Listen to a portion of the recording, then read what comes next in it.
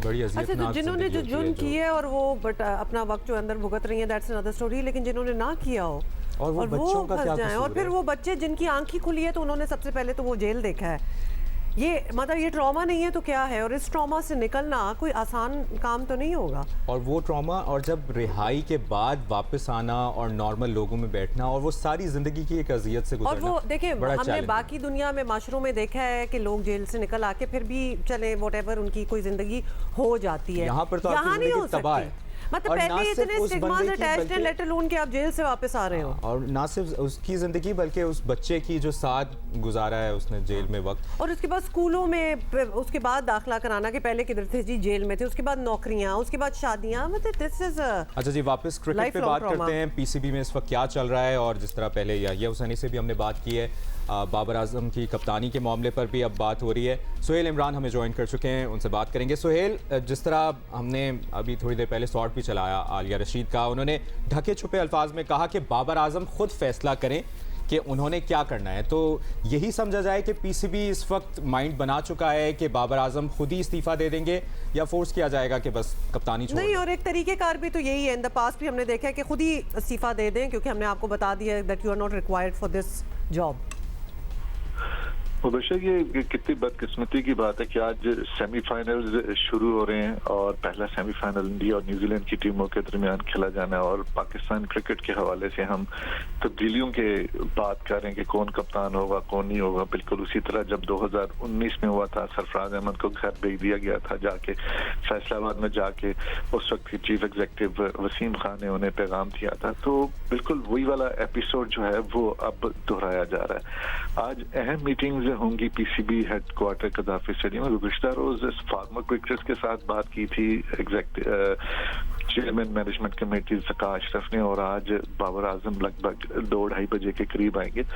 तो Pakistan cricket board में definitely तब्दीली होगी कप्तान की, और अब ये देखना है कि क्या बाबर आजम जो हैं वो खुद दस्तबरदार होते हैं या पाकिस्तान क्रिकेट बोर्ड उन्हें हटाता है। क्योंकि वाइट बॉल जो है टीम या वाइट बॉल का जो कप्तान है उसकी तब्दीली तो ऑन कार्ड्स है, उसकी तब्दीली तो डेफिनेटली होने जा रही है। अब देखना ये नाम शान मसूद का नाम टेस्ट कप्तानी के लिए, शाहीन शाह अफरीदी का T20 के लिए। जी, शाहीन शाह अफरीदी का व्हाइट बॉल के लिए तो डेफिनेटली आ रहा है, और शान मसूद का उस सूरत में नाम लिया जाने लगा है जब अगर दस्तबरदार होते हैं टेस्ट से भी। दोनों ऑप्शन उनको बाबर आजम को दिए जाएंगे, और हमें उनके करीबी ज़राए ने इस बात की तस्दीक भी की है जब वो वतन वापस आए थे। इससे पहले भी हमने खबर दी थी कि जब 4 मैचेस पाकिस्तान टीम हारी थी तो उन्होंने मुशावरा शुरू कर दी थी कि मैं कप्तानी से छोड़ूं या ना छोड़ूं। वतन वापस पहुंचने के बाद उन्होंने अपने वालिद के और करीबी लोगों से इस हवाले से जरूर बात की, और उन्हें भी इल्म है कि उन्हें तीनों फॉर्मेट का कप्तान नहीं रखा जाएगा। अब उन्होंने ये आज इसके ऊपर डिस्कशन होगी, और अगर पाकिस्तान क्रिकेट बोर्ड उन्हें कहता है अगर आप नहीं छोड़ते या जो फिर आपको हम आप खुद हटा देंगे। लेकिन सिर्फ एक बीच में मैं इंटरजेक्ट करने चाहूंगी कि we are not I don't want us to feel too bad about what is going on। ये पीसीबी का मामला, और हमारे प्लेयर्स ने इतना अच्छा परफॉर्म नहीं किया, हमारी टीम ने, क्योंकि इस वक्त श्रीलंकन टीम को भी देख लें और उनका बोर्ड तो बिल्कुल ही फारग हो गया है। इंग्लैंड को भी काफ़ी ब्लास्ट किया जा रहा है, इंग्लैंड टीम को भी। सो जब आप निकल आते हैं वर्ल्ड कप की टीम में फॉर बैड परफॉर्मेंस और समथिंग, तो नेचुरली ये बातें तो भी होती है कि आपको एक जिम्मेदारी दी गई, आप बहुत अच्छे क्रिकेटर हैं, लेकिन एक कर्टिसी भी होती है कि आप एज कैप्टन नहीं परफॉर्म कर पा रहे 3-4 साल, तो आपको खुद, क्योंकि सोशल मीडिया पे हमारी, हम इमोशनल कॉम वैसे ही हैं, तो वो कुछ ज़्यादा ही इमोशंस निकल रहे हैं। बाबर, वी लव बाबर आजम, लेकिन कुछ लोग शायद कप्तानी के लिए फिट ना हो, और इतने सालों में परहैप्स तो देख भी लिया गया है। और बात की जो याहिया भी बात कर रहे थे कि नजम सेठी 2023 में सिचुएशन अलग हो गई। 2017 में अगर चैंपियंस ट्रॉफी अगर जिता दी थी मिकी आर्थर ने, उसका मतलब ये नहीं कि 3-4-5 साल बाद वही सब कुछ रिपीट किया जाए। मिकी आर्थर का फ्यूचर भी बता दें। मिकी आर्थर को भी सबसे ज्यादा तनकीद का निशाना बनाया जा रहा है। होमा भी, अगर आपने इंग्लैंड की बात की, श्रीलंका तो आप छोड़ दें, श्रीलंका के साथ तो हमेशा यही होता है, उनकी परफॉर्मेंस अच्छी रहे बुरी रहे, उनकी गवर्नमेंट की इंटरफेरेंस रहती है।